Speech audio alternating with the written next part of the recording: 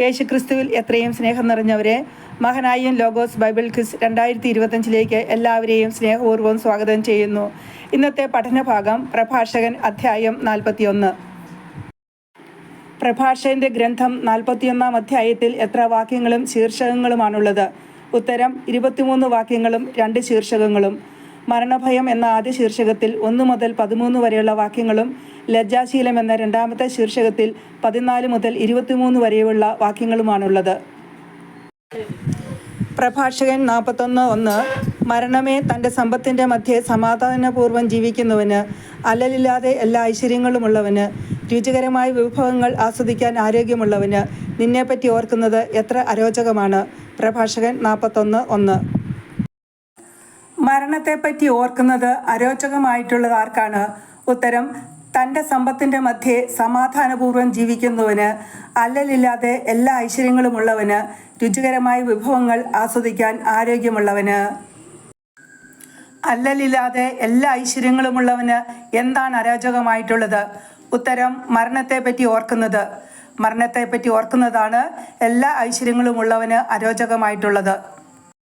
പ്രഭാഷകൻ 41:2 മരണമേ, ദരിദ്രനും ശക്തി ക്ഷയിച്ചവനും വൃദ്ധനും അല്ലൽ നിറഞ്ഞവനും സഹിഷ്ണുത നഷ്ടപ്പെട്ട് സദാ നീരസം പ്രകടിപ്പിക്കുന്നവനും നിന്റെ വിധി എത്രയോ സ്വാഗതാർഹം. പ്രഭാഷകൻ 41:2. ആർക്കൊക്കെയാണ് മരണത്തിൻ്റെ വിധി സ്വാഗതാർഹമായത്? ഉത്തരം, ദരിദ്രനും ശക്തി ക്ഷയിച്ചവനും വൃദ്ധനും അല്ലൽ നിറഞ്ഞവനും സഹിഷ്ണുത നഷ്ടപ്പെട്ട് സദാ നീരസം പ്രകടിപ്പിക്കുന്നവനും. എത്ര തരം ആളുകൾക്കാണ് മരണം സ്വാഗതാർഹമായത്? ഉത്തരം, 5 തരം ആൾക്കാർക്ക്. 5 തരം ആൾക്കാർക്കാണ് മരണം സ്വാഗതാർഹമായത്. സദാ നീരസം പ്രകടിപ്പിക്കുന്നവൻ ആരാണ്? ഉത്തരം, സഹിഷ്ണുത നഷ്ടപ്പെട്ടവൻ. സഹിഷ്ണുത നഷ്ടപ്പെട്ടവനാണ് സദാ നീരസം പ്രകടിപ്പിക്കുന്നത്. പ്രഭാഷകൻ 41:3 മരണവിധിയെ ഭയപ്പെടേണ്ട, നിന്റെ മുൻകാല ജീവിതത്തെയും ജീവിതാന്തത്തെയും ഓർക്കുക. മർത്യവർഗത്തിനുള്ള കർത്താവിൻ്റെ തീർപ്പാണിത്. പ്രഭാഷകൻ 41:3.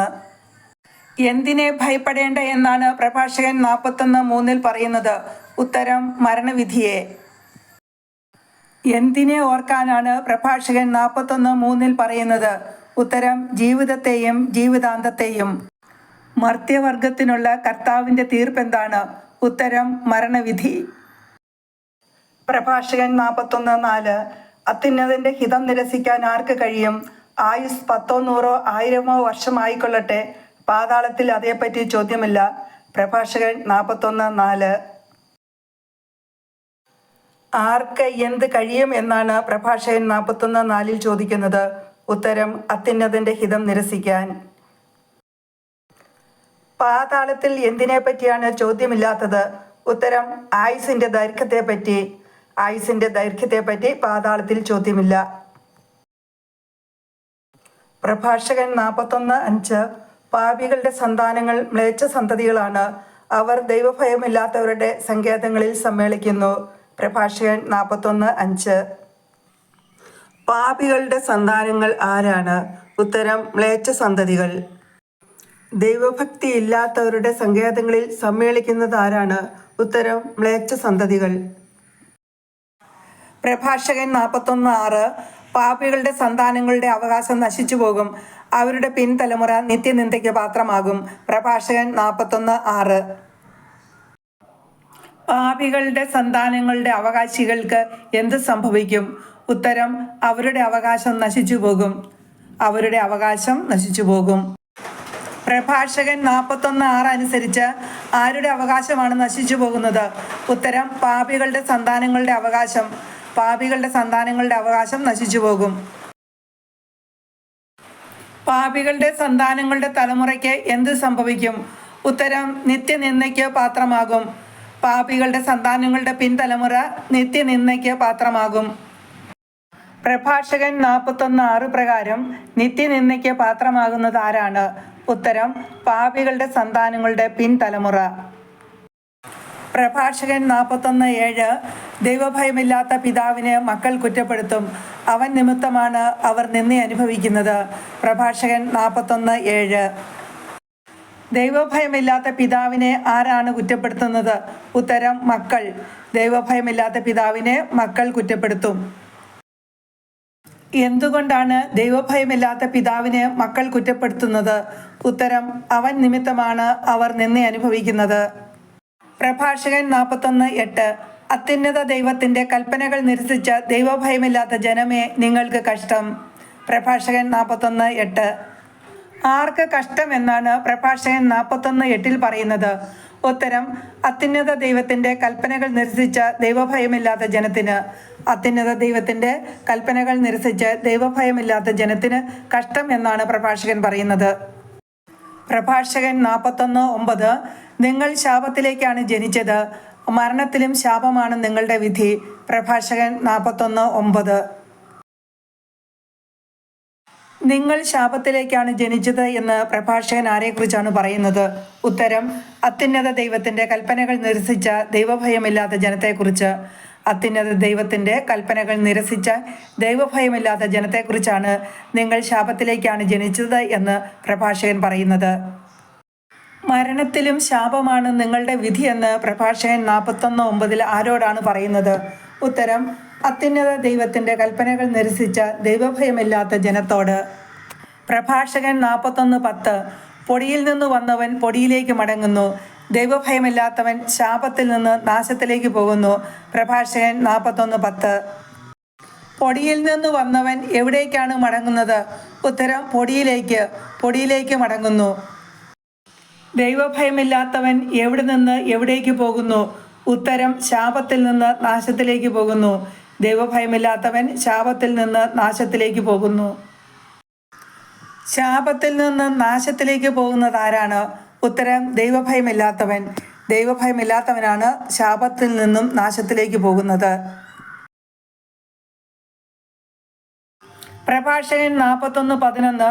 ശരീരനാശത്തെ പ്രതി മനുഷ്യർ വിലപിക്കുന്നു, എന്നാൽ പാപികളുടെ പേര് പോലും മാഞ്ഞുപോകും. പ്രഭാഷകൻ 41:11. പ്രഭാഷകൻ 41:11 അനുസരിച്ച് എന്തിനെ പ്രതിയാണ് മനുഷ്യൻ വിലപിക്കുന്നത്? ഉത്തരം: ശരീരനാശത്തെ പ്രതി. ശരീരനാശത്തെ പ്രതിയാണ് മനുഷ്യൻ വിലപിക്കുന്നത്. പ്രഭാഷകൻ 41:11 അനുസരിച്ച് പാപികൾക്ക് എന്ത് സംഭവിക്കും? ഉത്തരം: പാപികളുടെ പേര് പോലും മാഞ്ഞുപോകും. പാപികളുടെ പേര് പോലും മാഞ്ഞുപോകും. പ്രഭാഷകൻ 41:11 അനുസരിച്ച് ആരുടെ പേരാണ് മാഞ്ഞു പോകുന്നത്? ഉത്തരം: പാപികളുടെ. പ്രഭാഷകൻ 41:12. സൽകീർത്തിയിൽ ശ്രദ്ധാലുവായിരിക്കുക, 1000 സ്വർണ്ണ നിക്ഷേപങ്ങളെക്കാൾ അത് അക്ഷയമാണ്. പ്രഭാഷകൻ 41:12. എന്തിൽ ശ്രദ്ധാലുവായിരിക്കുവാനാണ് പ്രഭാഷകൻ 41:12 പറയുന്നത്? ഉത്തരം: സൽകീർത്തിയിൽ. സൽകീർത്തിയിൽ ശ്രദ്ധാലുവായിരിക്കുക. 1000 സ്വർണ്ണ നിക്ഷേപങ്ങളെക്കാൾ അക്ഷയമായതെന്താണ്? ഉത്തരം: സൽകീർത്തി. സൽകീർത്തിയാണ് 1000 സ്വർണ്ണ നിക്ഷേപങ്ങളെക്കാൾ അക്ഷയമായത്. പ്രഭാഷകൻ 41:13. നല്ല ജീവിതത്തിൻ്റെ ദിനങ്ങൾ പരിമിതമത്രേ, എന്നാൽ സൽകീർത്തി ശാശ്വതവും. പ്രഭാഷകൻ 41:13. നല്ല ജീവിതത്തിൻ്റെ ദിനങ്ങൾ എപ്രകാരമുള്ളതാണ്? ഉത്തരം: പരിമിതമാണ്. നല്ല ജീവിതത്തിൻ്റെ ദിനങ്ങൾ പരിമിതമാണ്. പ്രഭാഷകൻ 41:14. കുഞ്ഞുങ്ങളെ, ഉപദേശങ്ങൾ പാലിച്ച് സമാധാനത്തിൽ വർത്തിക്കുവിൻ, നിഗൂഢ ജ്ഞാനവും അജ്ഞാത നിധിയും നിഷ്പ്രയോജനമാണ്. പ്രഭാഷകൻ 41:14. പ്രഭാഷകൻ 4:14 എങ്ങനെയാണ് അഭിവാദനം ചെയ്യുന്നത്? ഉത്തരം: കുഞ്ഞുങ്ങളെ എന്നാണ് പ്രഭാഷകൻ 4:14 അഭിവാദനം ചെയ്യുന്നത്. കുഞ്ഞുങ്ങളെ, ഉപദേശങ്ങൾ പാലിച്ച് എന്ത് ചെയ്യുവിൻ എന്നാണ് പ്രഭാഷകൻ പറയുന്നത്? ഉത്തരം: സമാധാനത്തിൽ വർദ്ധിക്കുവിൻ. പ്രഭാഷകൻ 41:14 അനുസരിച്ച് എങ്ങനെയാണ് സമാധാനത്തിൽ വർദ്ധിക്കേണ്ടത്? ഉത്തരം: ഉപദേശങ്ങൾ പാലിച്ച്. പ്രഭാഷകൻ 41:14 പ്രകാരം നിഷ്പ്രയോജനമായത് എന്താണ്? ഉത്തരം: നിഗൂഢ ജ്ഞാനവും അജ്ഞാത നിധിയും.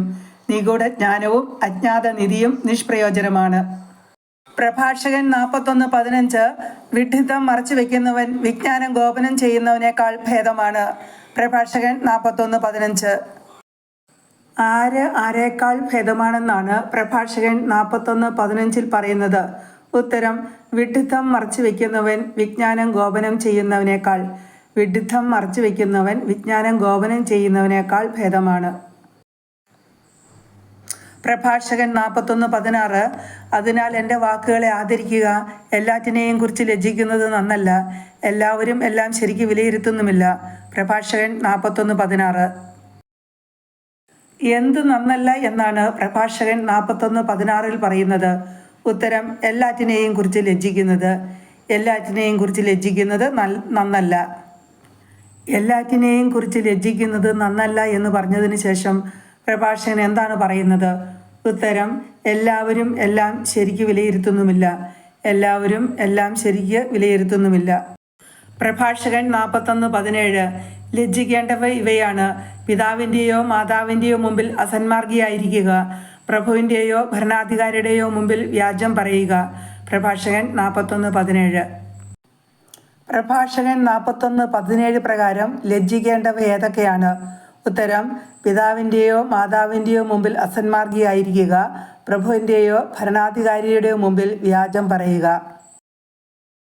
പ്രഭാഷകൻ 41:18 ന്യായാധിപൻ്റെയോ വിധിയാളൻ്റെയോ മുമ്പിൽ തെറ്റ് ചെയ്യുക, ജനത്തിൻ്റെയോ സമൂഹത്തിൻ്റെയോ മുമ്പിൽ തിന്മ പ്രവർത്തിക്കുക, സ്നേഹിതൻ്റെയോ പങ്കാളിയുടെ മുമ്പിൽ അനീതി പ്രവർത്തിക്കുക. പ്രഭാഷകൻ 41:18 പ്രഭാഷകൻ 41:18 പ്രകാരം ലജ്ജിക്കേണ്ടവ എന്തൊക്കെയാണ്? ഉത്തരം ന്യായാധിപൻ്റെയോ വിധിയാളൻ്റെയോ മുമ്പിൽ തെറ്റ് ചെയ്യുക, ജനത്തിൻ്റെയോ സമൂഹത്തിൻ്റെയോ മുമ്പിൽ തിന്മ പ്രവർത്തിക്കുക, സ്നേഹിതൻ്റെയോ പങ്കാളിയുടെയോ മുമ്പിൽ അനീതി പ്രവർത്തിക്കുക എന്നിവ. ആരുടെ മുമ്പിൽ തെറ്റ് ചെയ്താലാണ് ലജ്ജിക്കേണ്ടത്? ഉത്തരം ന്യായാധിപൻ്റെയോ വിധിയാളൻ്റെയോ മുമ്പിൽ. ന്യായാധിപൻ്റെയോ വിധിയാളൻ്റെയോ മുമ്പിൽ തെറ്റ് ചെയ്താൽ ലജ്ജിക്കണം. ആരുടെ മുമ്പിൽ തിന്മ പ്രവർത്തിച്ചാലാണ് ലജ്ജിക്കേണ്ടി വരിക? ഉത്തരം ജനത്തിൻ്റെയോ സമൂഹത്തിൻ്റെയോ മുൻപിൽ. ജനത്തിൻ്റെയോ സമൂഹത്തിൻ്റെയോ മുൻപിൽ തിന്മ പ്രവർത്തിച്ചാൽ ലജ്ജിക്കേണ്ടി വരും. ആരുടെ മുമ്പിൽ അനീതി പ്രവർത്തിച്ചാലാണ് ലജ്ജിക്കേണ്ടി വരിക? ഉത്തരം സ്നേഹിതൻ്റെയോ പങ്കാളിയുടെയോ മുമ്പിൽ. സ്നേഹിതൻ്റെയോ പങ്കാളിയുടെയോ മുമ്പിൽ അനീതി പ്രവർത്തിച്ചാൽ ലജ്ജിക്കേണ്ടി വരും. പ്രഭാഷകൻ 41:19 സ്വന്തം സ്ഥലത്തു നിന്ന് മോഷ്ടിക്കുക, ഇവയെല്ലാം ലജ്ജാകരമാണ്. ദൈവത്തിൻ്റെ വിശ്വസ്തതയുടെയും ഉടമ്പടിയുടെയും മുമ്പിൽ ലജ്ജാഭരിതനാകുക. ഭക്ഷണാവസരങ്ങളിൽ സ്വാർത്ഥ താല്പര്യം കാണിക്കുന്നതിലും ക്രിയവിക്രയങ്ങളിൽ കാപട്യം കാണിക്കുന്നതിലും. പ്രഭാഷകൻ 41:19 പ്രഭാഷകൻ അവസാനമായി പറയുന്ന ലജ്ജാകരമായ പ്രവൃത്തി എന്താണ്? ഉത്തരം സ്വന്തം സ്ഥലത്തു നിന്ന് മോഷ്ടിക്കുക. സ്വന്തം സ്ഥലത്തു നിന്ന് മോഷ്ടിക്കുക. പ്രഭാഷകൻ 41-ാം അധ്യായത്തിൽ ലജ്ജാകരമായ എത്ര പ്രവൃത്തികളെക്കുറിച്ചാണ് പറയുന്നത്? ഉത്തരം 6 പ്രവൃത്തികൾ. എവിടെ ലജ്ജാഭരിതനാവുക എന്നാണ് പ്രഭാഷകൻ ഉപദേശിക്കുന്നത്? ഉത്തരം ദൈവത്തിൻ്റെ വിശ്വസ്തതയുടെയും ഉടമ്പടിയുടെയും മുമ്പിൽ. ദൈവത്തിൻ്റെ വിശ്വസ്തതയുടെയും ഉടമ്പടിയുടെയും മുമ്പിൽ ലജ്ജാഭരിതനാവുക. പ്രഭാഷകൻ 41 20 മുതൽ 22 വരെയുള്ള വാക്യങ്ങൾ പ്രത്യഭിവാദനം ചെയ്യാതിരിക്കുന്നതിലും കുലടയെ അഭിലാഷപൂർവ്വം നോക്കുന്നതിലും ബന്ധുവിൻ്റെ അഭ്യർത്ഥന നിരസിക്കുന്നതിലും അന്യൻ്റെ ഓഹരിയോ സമ്മാനമോ അപഹരിക്കുന്നതിലും അന്യൻ്റെ ഭാര്യയെ ദുർമുഖത്തോടെ നോക്കുന്നതിലും അവൻ്റെ ദാസിയുമായി ബന്ധപ്പെടുന്നതിലും ലജ്ജിക്കുക. അവളുടെ കിടക്കയെ സമീപിക്കരുത്. സ്നേഹിതന്മാരുടെ മുമ്പാകെ നടത്തിയ വഷളായ സംസാരത്തിൻ്റെ പേരിൽ ലജ്ജിക്കുക. ദാനം ചെയ്തിട്ട് കൊട്ടിഘോഷിക്കാതിരിക്കുക. പ്രഭാഷകൻ 41-ാം അധ്യായം 20, 21, 22 വാക്യങ്ങൾ. ആരുടെ അഭ്യർത്ഥന നിരസിക്കുന്നതിലാണ് ലജ്ജിക്കേണ്ടത്? ഉത്തരം ബന്ധുവിൻ്റെ അഭ്യർത്ഥന നിരസിക്കുന്നതിലാണ് ലജ്ജിക്കേണ്ടത്. എന്ത് അപഹരിക്കുന്നതിലാണ് ലജ്ജിക്കേണ്ടത്? ഉത്തരം അന്യൻ്റെ ഓഹരിയോ സമ്മാനമോ. അന്യൻ്റെ ഓഹരിയോ സമ്മാനമോ അപഹരിക്കുന്നതിൽ ലജ്ജിക്കണം.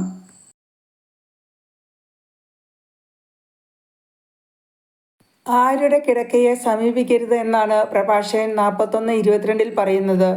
ഉത്തരം അന്യൻ്റെ ദാസിയുടെ കിടക്കയെ. അന്യൻ്റെ ദാസിയുടെ കിടക്കയെ സമീപിക്കരുത്. എപ്രകാരമുള്ള സംസാരത്തിലാണ് ലജ്ജിക്കേണ്ടത്? ഉത്തരം സ്നേഹിതന്മാരുടെ മുമ്പാകെ നടത്തിയ വഷളായ സംസാരത്തിൽ. സ്നേഹിതന്മാരുടെ മുമ്പാകെ നടത്തിയ വഷളായ സംസാരത്തിൽ ലജ്ജിക്കണം. ദാനം ചെയ്തിട്ട് എന്ത് ചെയ്യരുത്? ഉത്തരം കൊട്ടിഘോഷിക്കരുത്. ദാനം ചെയ്തിട്ട് കൊട്ടിഘോഷിക്കരുത്. പ്രഭാഷകൻ 41:23 പരദൂഷണം ആവർത്തിക്കുന്നതിലും രഹസ്യം വെളിപ്പെടുത്തുന്നതിലും ലജ്ജിക്കുക. അപ്പോൾ ഉചിതമായ ലജ്ജയായിരിക്കും നിൻ്റേത്. എല്ലാവരും നിന്നെ ഇഷ്ടപ്പെടുകയും ചെയ്യും.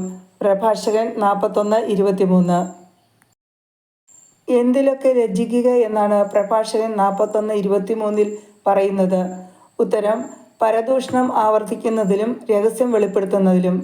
പരദൂഷണം ആവർത്തിക്കുന്നതിലും രഹസ്യം വെളിപ്പെടുത്തുന്നതിലും ലജ്ജിക്കുക. പരദൂഷണം ആവർത്തിക്കുന്നതിലും രഹസ്യം വെളിപ്പെടുത്തുന്നതിലും ലജ്ജിക്കുമ്പോൾ നിന്റെ ലജ്ജ എങ്ങനെയുള്ളതായിരിക്കും? ഉത്തരം: ഉചിതമായ ലജ്ജ. നിന്റെ ലജ്ജ ഉചിതമായിരിക്കുന്നത് എപ്പോഴാണ്? ഉത്തരം: പരദൂഷണം ആവർത്തിക്കുന്നതിലും രഹസ്യം വെളിപ്പെടുത്തുന്നതിലും ലജ്ജിക്കുമ്പോൾ. എപ്പോഴാണ് എല്ലാവരും നിന്നെ ഇഷ്ടപ്പെടുന്നത്? ഉത്തരം: നിന്റെ ലജ്ജ ഉചിതമാകുമ്പോൾ. നിന്റെ ലജ്ജ ഉചിതമാകുമ്പോൾ എല്ലാവരും നിന്നെ ഇഷ്ടപ്പെടും. യേശുക്രിസ്തുവിൽ എത്രയും സ്നേഹം നിറഞ്ഞവരെ, പ്രഭാഷകന്റെ ഗ്രന്ഥം 41-ാം അധ്യായത്തിൽ നിന്നുള്ള വചനഭാഗം അവസാനിച്ചിരിക്കുകയാണ്. എല്ലാവർക്കും നന്ദി.